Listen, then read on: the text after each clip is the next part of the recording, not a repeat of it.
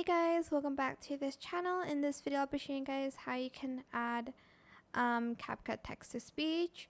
So go to text and add in any text you want. I'll just stay with the default text here. Obviously you can do any text you want. Go to text to speech here and just select the custom voices. You can also create a custom voice from your own voice, but I'm just going to use one that's here.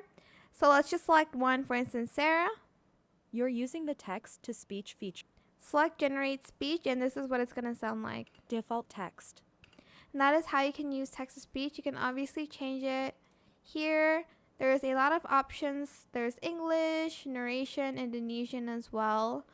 But that is it. I hope it was helpful for you guys. Don't forget to like, comment, share. Also subscribe to this channel if you haven't done that already. Oh, there's also Vietnamese.